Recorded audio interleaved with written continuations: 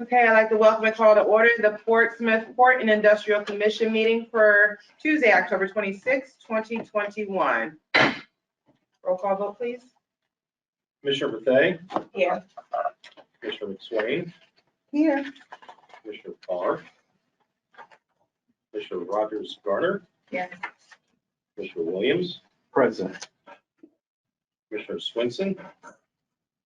And Chair Allen. Present. Chair, we have the board.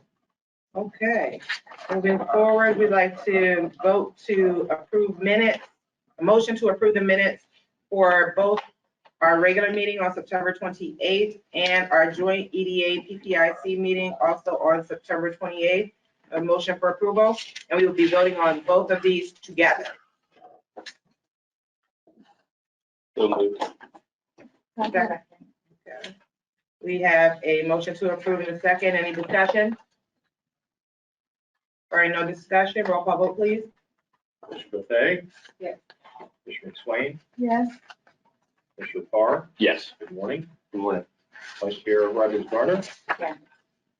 Commissioner Williams? Yes. Commissioner Swinson? And Chair Allen. Yes. Motion passes. Thank you. All right, at this point, we have our financial report, Ms. Phillips and Ms. Bersha. I believe Ms. Phillips will be presenting this morning. Ms. Berisha is not in attendance. So Patty will. I'm going to do a very high overview because I don't think we want to get too much in the weeds here. There are very few transactions in September. On the balance sheet, your cash balance is $1,052,464. The amount due to the city is gone up by 170. As you know, the city pays bills on behalf of the PPIC, and then the PPIC will reimburse it at some point. Okay, next slide. The statement of revenues, expenses, and changes. We had $170 for expenses incurred at the Burton's Point property. And we had $98 in investment income, and that is it. Your net position decreased by $72, leaving net position $1,183,277. And I think we have one more slide, and that is basically a budget to actual. So again, not much transactions, the $72 interest and the $174 contracts associated with the Burton's Point property. So that is it. Thank you. Any questions, comments, concerns? The financial report? Barring none. Old business. PPIC Incentive Program Ad Hoc Committee. Vice Chair Rogers Garner. Yes, we did meet with the EDA staff, and thank you guys for completing the survey. So we're going to take your responses under advisement, and there will be more following. Okay. Thank you so much. I appreciate it. Courthouse Community Grant Update. Mr. Donahue. Good morning, everyone. We wanted just to give you an update following your September meeting, which at that meeting, obviously in the 7th year special call meeting, you approved an application for the Courthouse Community Grant to be submitted to the state. City Council at their September 28th meeting also authorized that application to be filed with the state's Department of Housing and Community Development, which was done on October 1st by the deadline for the program. So that is in with the state under review, and we are anticipating some sort of determination within the next 90 days for the state. And again, this is for the property at 301 Shipwright Street, which is the property acquired by International Flooring and Protective Coatings, and they're looking to rebuild the bulkhead there for industrial use. So we'll keep you posted as the review is processed by the state, and hopefully in the next 90 days we'll have determination. All right, no questions, comments, or concerns. Lineage Logistics Update. Well, we have another exciting project to have you all experience this week. Yesterday, there were several members of the PPIC that were in attendance for the offshore wind announcement at the Portsmouth Marine Terminal, which was a really exciting day, I think, for not just the city of Portsmouth, but the region and the state. We're glad you were able to attend to celebrate that project coming to Portsmouth. But we have scheduled for tomorrow another project being recognized here in Portsmouth with a grand opening and ribbon cutting for Lineage Logistics in the West Norfolk community, just down the street from Portsmouth Marine Terminal. And that event will take place on site tomorrow, Wednesday at 10:30 a.m. I believe you all should have received meeting invitations via email. We hope you are able to attend. You can still RSVP if you have not already. That will begin at 10:30. There will be representatives from the state and logistics in attendance, and tours will be provided afterwards at the facility. It's really a state-of-the-art 160,000 square foot cold storage facility, and a major investment in the city and the West Norfolk community, $84 million in capital investment, bringing over 80 jobs. So we're very excited about this. On the heels of one big announcement yesterday, we've got another one that we're excited for. So we hope you're able to. If you have any questions or need to coordinate with us, participate, please let us know. Thank you. No further old business. We move on to new business. Our EPA briefing on 3920, 3930 Burton's Point Road. Mr. Donahue, and we have our EPA representative, Mr. Randy Sturgeon, joining us virtually. Yeah, so we're going to take just a moment here to switch over to bring up Mr. Sturgeon on the screen. He is joining us virtually, and there he is. Randy, good morning. Good morning. It's great to be here. Appreciate you joining us. Randy Sturgeon is the EPA project manager for the Atlantic Wood Industry Superfund site. This project area also includes some of the PPIC property on Burton's Point Road. So some of the discussion this morning will include that. But for those who are not aware, Randy has been managing this project for a number of years, and he's going to give you an overview of what the project entails. And then we'll also discuss, to some extent, the PPIC property and our opportunities moving forward. So, Randy, I'd like to turn it over to you and like for you to introduce yourself and continue with the presentation. Sure. My name is Randy Sturgeon. I work for the Environmental Protection Agency, and I've been the project manager for the Atlantic Wood Industry site since 2004, and have been coordinating with the city over redevelopment opportunities at the site, both coordinating with the city as well as private entities to help redevelopment at the Superfund site. And look forward to continuing to do that. I've talked to the PPIC a number of times, but haven't met a number of you, and look forward to working with you as well, and want to be a resource to help out in whatever way I can, to provide you information and site tours, just whatever I can do to help out in relation to this site.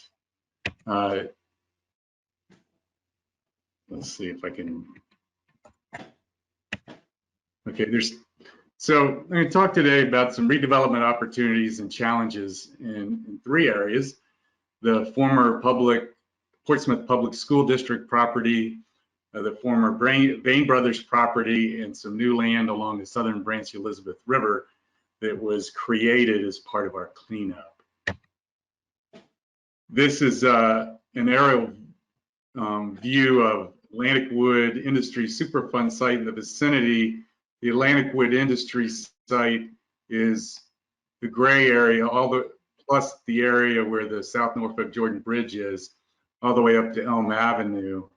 This area out here is the new land that was created in the river because we dredged about 30 acres of the river. About 40% of the sediment we dredged was put behind a bulkhead we built to create the 6 to 7 acres of new land. And about 60% was used to build a landfill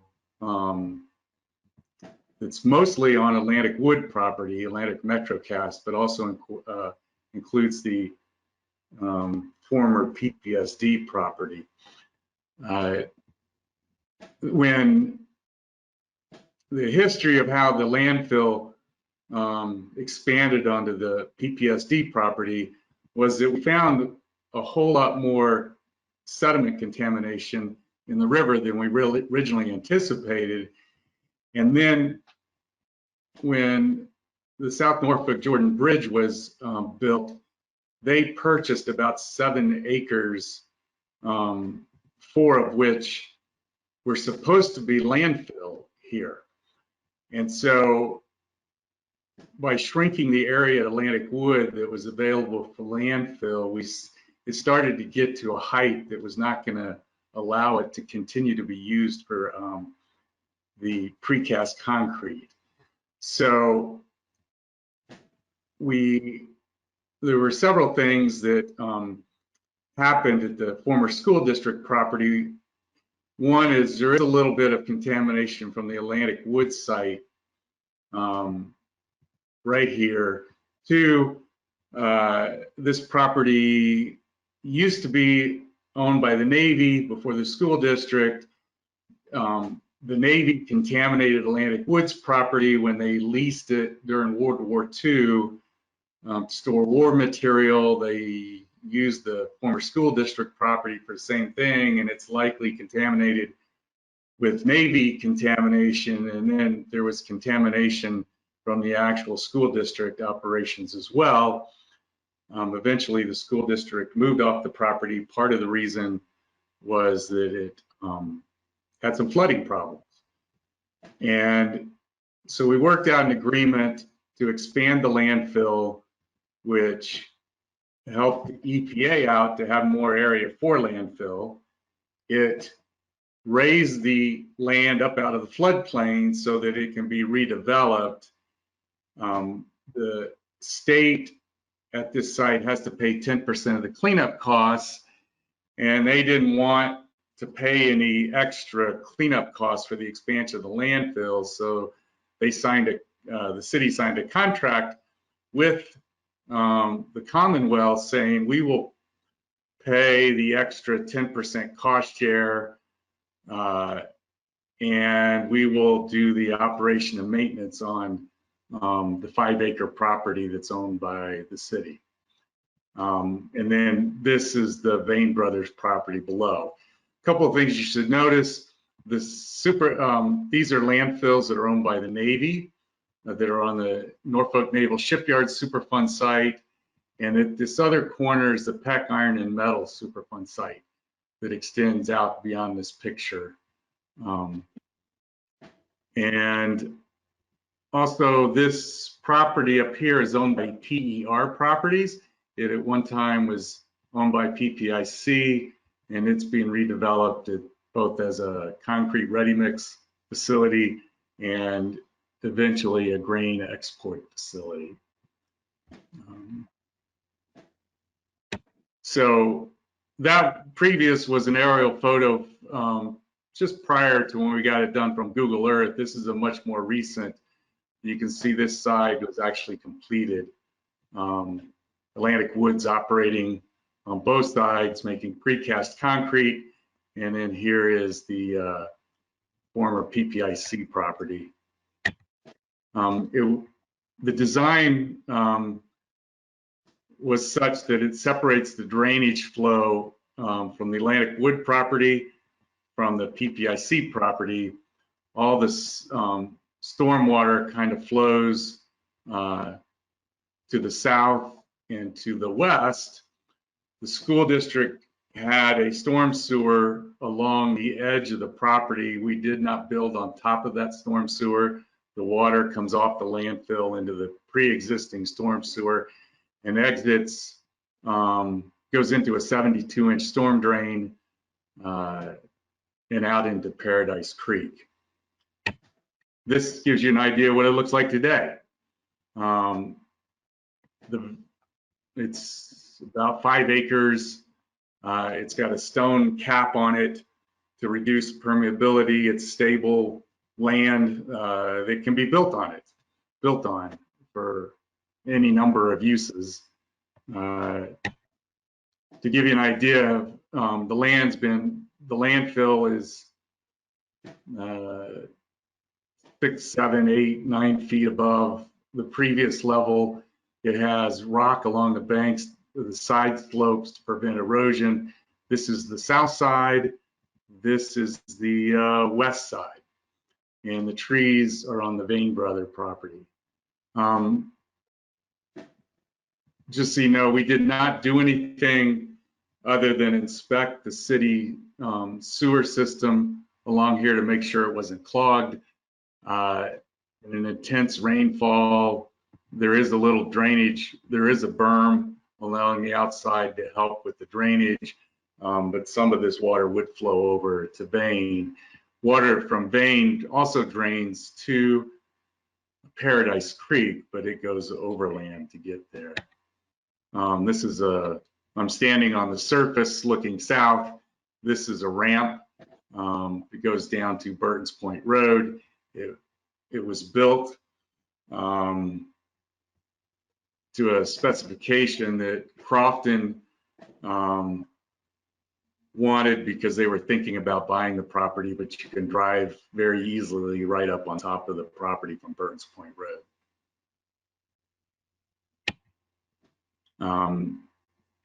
Just so you know, I'm right here, I'm standing on Atlantic Woods property, but this gives you an idea. We're raised up above Burton's Point Road.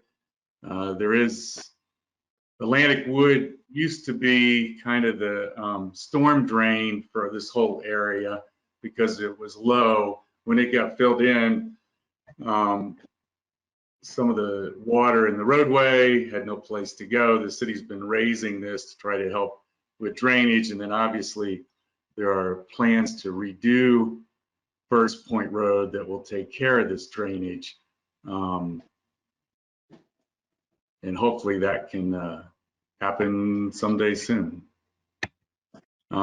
This is so I'm going to go back, talk about the Vane Brothers for a minute. This is a 1970 aerial photograph. These warehouses are part of the school district property. There was oil storage facility that I think the last owner of the oil storage facility was British Petroleum or BP. This is Navy landfill. The Navy bought a portion of Vane Brothers in order to cap their landfill. In 2009, this is what the property looked like. All the structures were gone from the British Petroleum facility. It was also one of the very first voluntary cleanups under Virginia's voluntary cleanup program. I don't know the details of that because it happened so early. The state does not have, has not been able to find some of the records for that.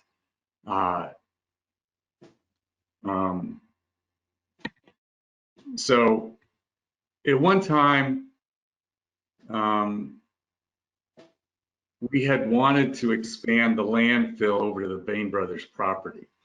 And part of the cleanup had to include providing, keeping Atlantic Wood in business while we were doing the cleanup. So when we built the landfill on their property, we took up all their storage space.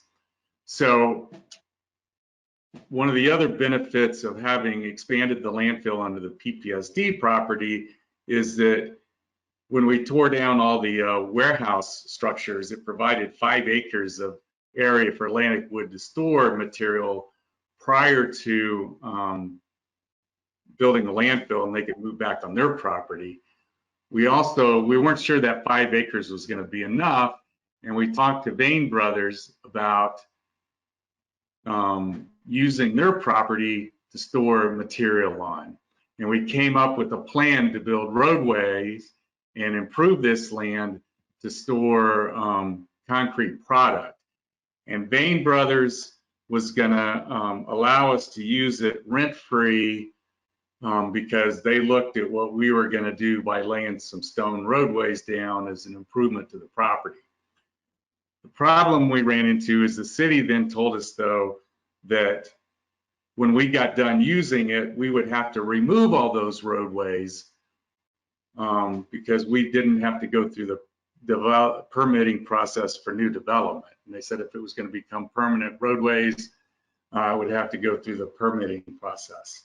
So since we were not going to be able to have permanent roads on there, there was no reason for Vane to rent it to us. Meanwhile, Vane at one time was potentially going to build a building up here, new headquarters, new office building. They ended up doing it further south, so they didn't have a need for this. The city started thinking, hey, we could buy this. We could expand the landfill instead of having a 10-acre parcel. We could have, a 5-acre parcel. We could have a 10-acre parcel. So all of this was going on while we were doing the cleanup, and and a couple of things happened as we started looking into the Vane brothers. This area where the trees are is now a wetland. And on top of that, if you go to the city's GIS system, most of this region is not part of the Chesapeake Bay protection area, I believe, because it's previously developed. But this little area is, which means that you, outside the wetlands, you have to have a 100-foot buffer to build on. So this 5-acre parcel became much smaller. And meanwhile, we got a better handle on what our actual volumes of sediment are, and it became apparent it wasn't good for us or helpful for us to expand the landfill onto this property. We communicated that to the city, but they were so close to buying it anyway, they went ahead and decided to purchase it, even though we did not plan to expand the landfill. So that's how the city came to own the property without EPA's expansion onto it. And then the other thing that I would like to make you aware of is that there is this 6 to 7 acres of new land that has a bulkhead right on the river. I know that from a tax parcel or deed description, this is a former creosote plant. It's 3991, I believe, Elm Avenue, and it has a 100-foot wide section that goes out to the bulkhead wall. This part of the property is within the tax parcel of PER property, and they have been talking to the Commonwealth about trying to use this. They have a permit right now with the Army Corps of Engineers to build a bulkhead that it would extend from the railroad bridge just out of this picture almost to this property line, so they can park 800 to 900 foot ships that export grain. And then this parcel, one is currently within the Atlantic Wood tax map, but it's being subdivided and will be owned by the Commonwealth of Virginia for sale or lease. And then some of the land is within the tax parcel owned by the South Norfolk Jordan Bridge. You can drive right from Elm Avenue through a gate onto this land, and it was prepared to be used. And this piece of the bulkhead is where Atlantic Wood can load concrete products onto a barge to have them shipped out. So those are the kind of the redevelopment opportunities that continue in this area. So this is what it looks like if you're standing on the new land.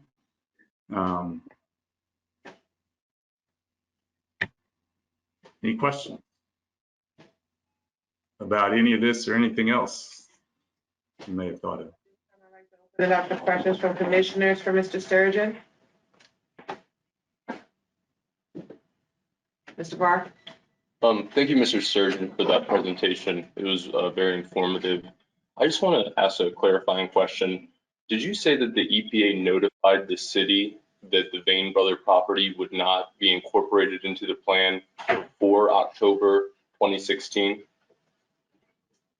We were in constant communication with the city, and they knew we weren't going to expand it before they actually purchased the property. And I should say, when I say the city, from somebody from where I sit, I can't always tell the difference between the city and PPIC. But I was working with the Economic Development Department in regard to this issue at the time.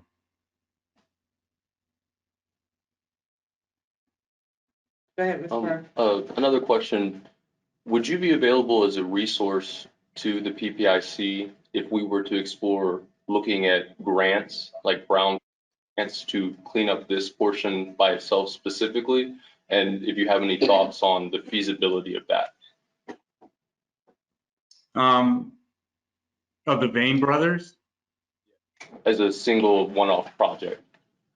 So, yeah, I'm happy to be a resource. And, you know, we have a lot of people that I work, that I know that work on brownfields issues that I can, for issues I don't know about, that I can put you in contact with.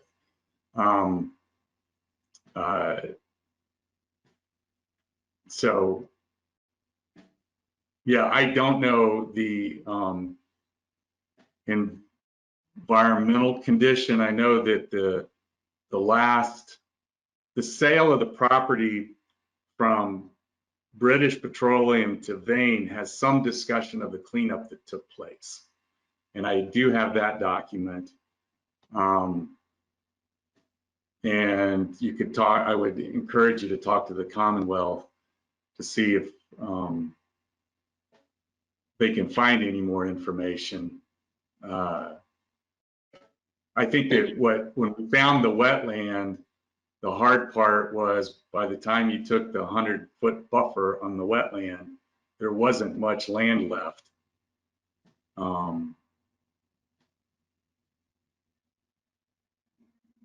For development.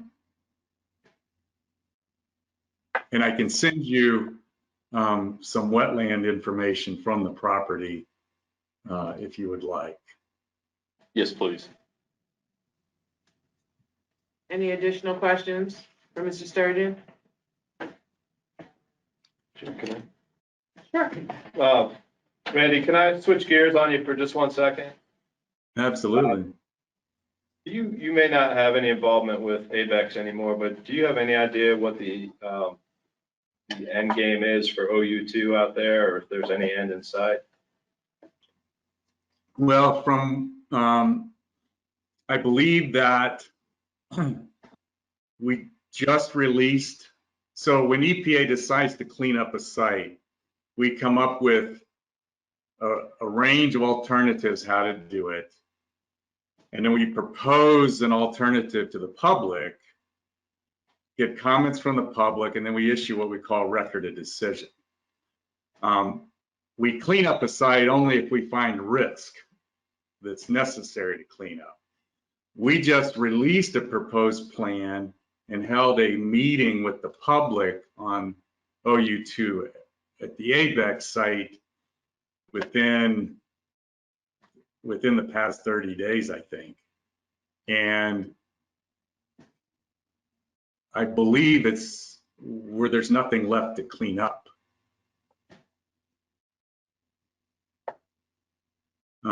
There may be some additional institutional controls, but I'm not even sure. I don't know how that piece ended up, but there's not active cleanup proposed. Okay, so it's possible that OU2 may be technically finished within the year. Correct, because we would, even if we decide not to clean something up, we have to write a no action record of decision. And so it's not like, oh, we don't need to clean this up and we walk away. We still go through that process, but I don't believe there's any more active cleanup that's going to take place out there. And I'm going to go back. Lisa Denmark is the project manager, and I will confirm that with her, and confirm that with Robert or Brian. Thank you. Any other further questions for Mr. Sturgeon? Seeing none, Mr. Sturgeon, thank you so much for your time this morning. And the information was very informative, so thank you so much. You're welcome, anytime.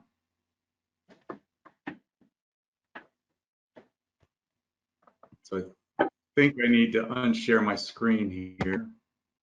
Yes, please. We're gonna take a Did minute. that work? Just to work to the other portions that we are recording the meeting. So Jessica, if you can let us know when we're ready to do. Yeah.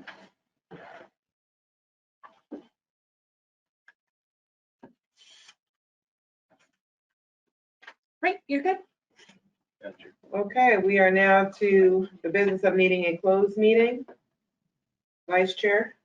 I move to go into a closed meeting pursuant to Virginia Code subsection 2.2-3711, 8.3, for the purpose of discussing the acquisition and/or disposition of real property where discussion in an open meeting would adversely affect the bargaining position or negotiating strategy of the public body, specifically regarding 3920 and 3930 Burton's Point Road and PRHA property.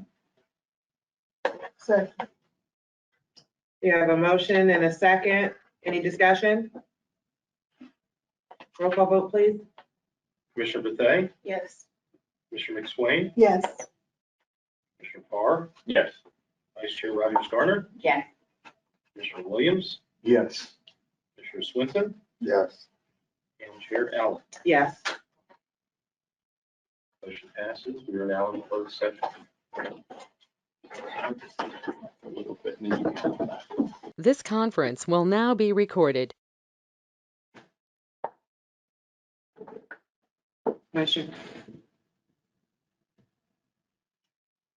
I was now. I hereby move that each commissioner certifies that to the best of his or her knowledge, only public business matters lawfully exempted from open meeting requirements under the Virginia Freedom of Information Act, and only such public business matters as were identified in the motion by which the closed meeting was convened or heard, discussed, or considered in the closed meeting just concluded. You have our motion and our second. Roll call vote, please. Oh, I'm sorry. Any discussion? Roll call vote, please. Commissioner Bethea, Yes. Commissioner McSwain, Yes. Commissioner Parr, Yes. Vice Chair Rogers Garner, Yes. Commissioner Williams, Yes. Commissioner Swinson, Yes. Chair Allen. Yes. Motion passes. We are now back in open session. Okay. Did we lose our quarter? He's coming. They're coming. Okay.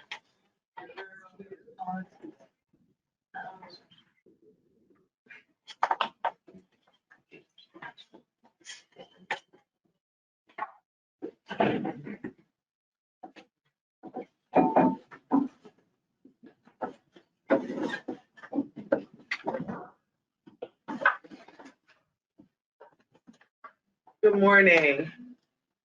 We'll now have our Port of Virginia update. Thank you so Here much. We have Chris Gullickson with the Port of Virginia here this morning. Well, thank you all. Good morning. It's good to see everybody. Definitely exciting times here in Portsmouth. A lot of folks are still abuzz from yesterday's announcement there at Portsmouth Marine Terminal. Want to thank city leadership as well as economic development staff and PPIC board members who were there yesterday at PMT for what was obviously something that was significant for the port, but more importantly for the city of Portsmouth, the region, and the Commonwealth. Yesterday's announcement by Siemens Gamesa Renewable Energy represents an over $80 million capital investment into a property that obviously is ideal to support the handling and movement of offshore wind turbines. And so when you look at what we've completed there at PMT, matching SGRE, Dominion, and Ørsted, Portsmouth and the Commonwealth really have an offshore wind hub that no other port on the East Coast can really claim or point to. So it's extremely exciting. I think we heard firsthand yesterday from the Secretary of Energy, from the Congresswoman Loria, Congressman Bobby Scott, and others who spoke, just the importance of offshore wind at the federal level. And obviously, I think we've seen at the state level from the legislator, both from the governor and the legislation that's recently passed around the Virginia Clean Economy Act, that offshore wind and that energy production will be part of how the Commonwealth generates power for many years to come. So it's exciting that now we're actually going to see some of those opportunities tied to that production. And that's that happened right here in Portsmouth. So good times around offshore wind and very excited. I know both Robert, Brian, and myself have been meeting with companies over the summer and into the fall around offshore wind. COVID has hampered some of that because many of the leading companies, just like Siemens Gamesa, are European, and so with COVID and travel restrictions, I think we've done our best with Zoom and some of the conferences that are still taking place. But I really do see 2022 being a year in which not only are we going to be receiving a lot of activity and interest from the world and Europe, but also getting in front of those opportunities and making sure that they know we're not sitting here passively, but we're out there recruiting these opportunities to help support what is a premier offshore wind hub here in Portsmouth. So very excited for what these next months have in front of us and for the economic development opportunities for the city. So really, again, thank you to everyone involved. And there's a lot. I think we had the announcement, now the work begins. It's one of those situations where I think we put together a really good scenario for this new industry. And there's a lot of work and a lot of opportunities for all of us with these projects. So thank you for that again. This past September, I think all of us, are very cognizant, aware of just what's going on in the supply chain. The Port of Virginia, I would say, is not activity is strong, volumes are high. We are different. We obviously see the headlines and the news reports off of LA Long Beach and the 70+ vessels that are sitting at queue to get into the port, or even some ports to the south of us that experience some congestion. Here in Virginia, we've been extremely fortunate that we haven't seen that level of congestion. And that is a real testament to the investments that have been made at the port over the past 48 months. I think many of the commissioners have had the opportunity to visit Virginia International Gateway in Portsmouth, and through that VIG tour, I think you saw firsthand the capacity that we added on terminal.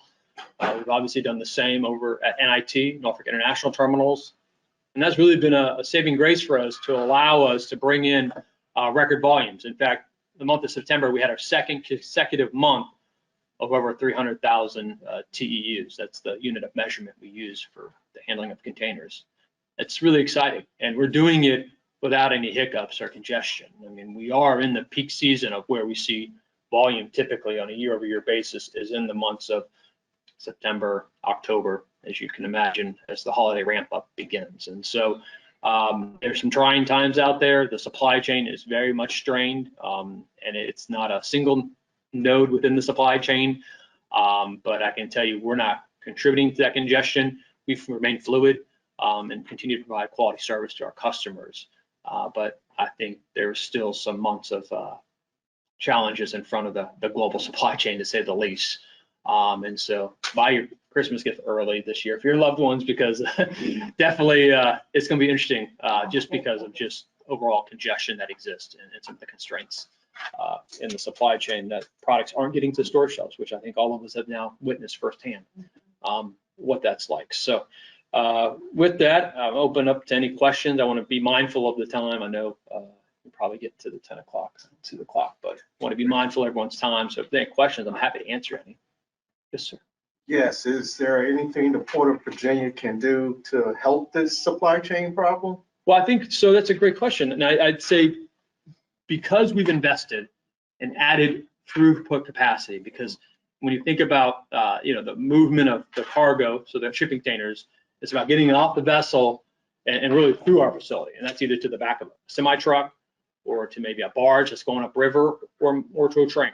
And so those are all happening within our confines very well and fluid to our best ability.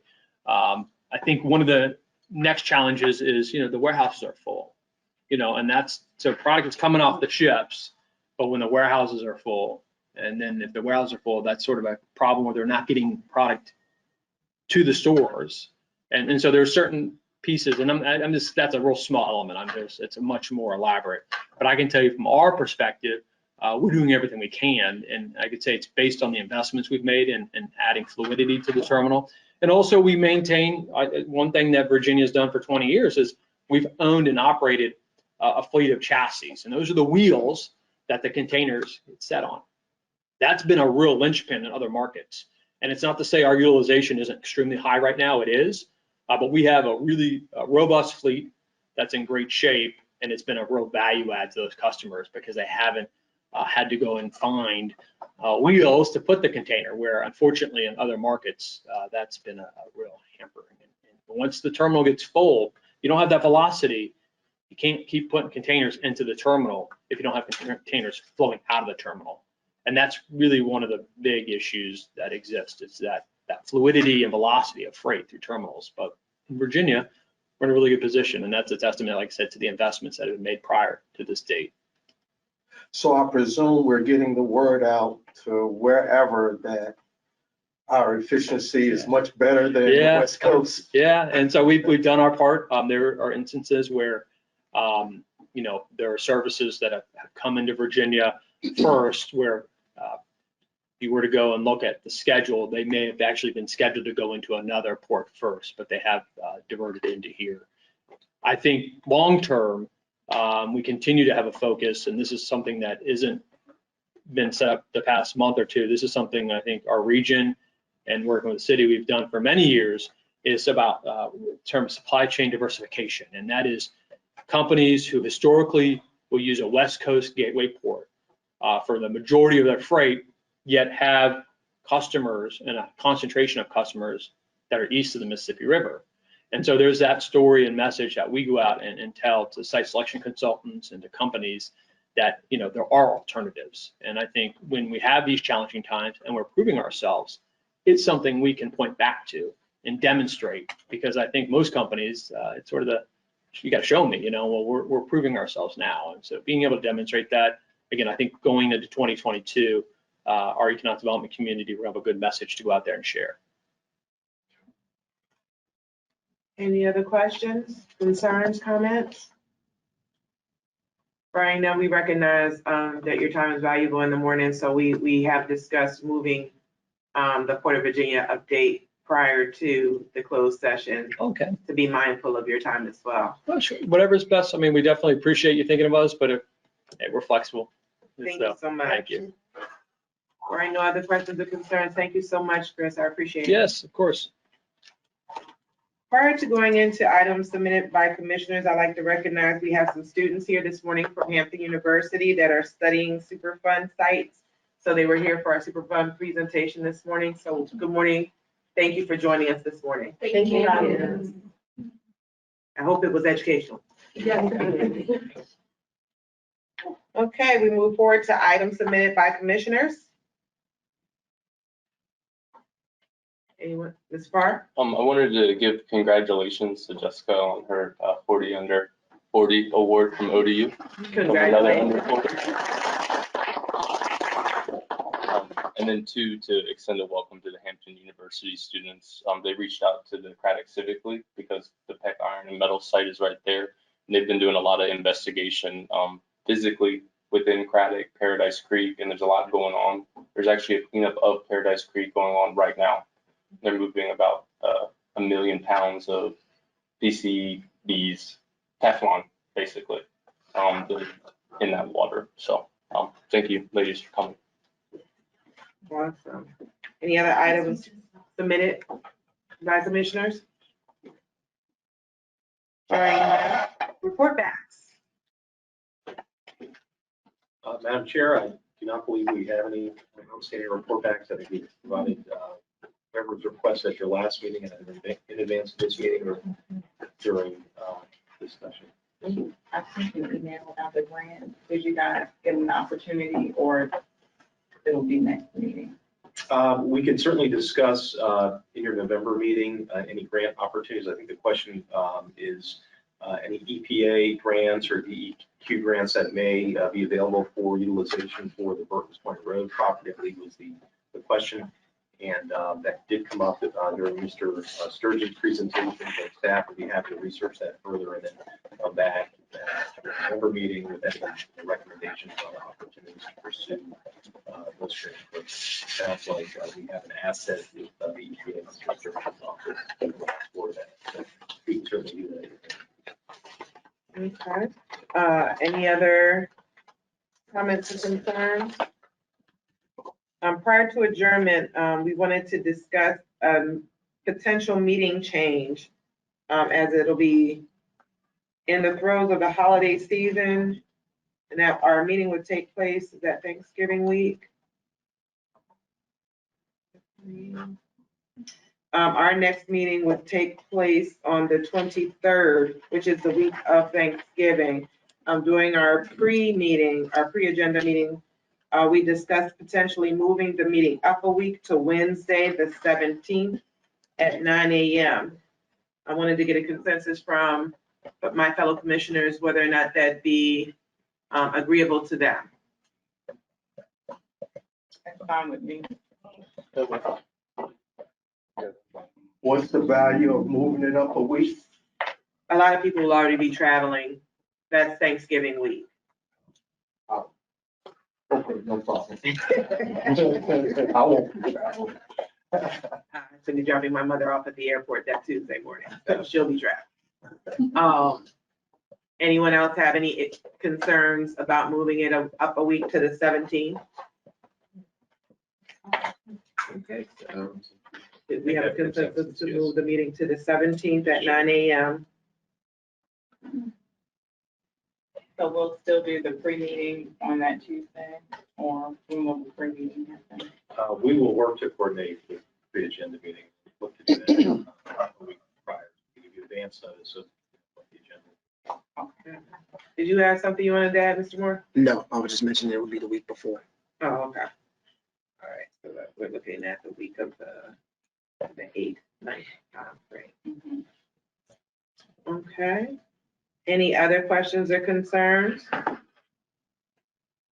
Seeing none, this meeting is adjourned. Everybody have a great day.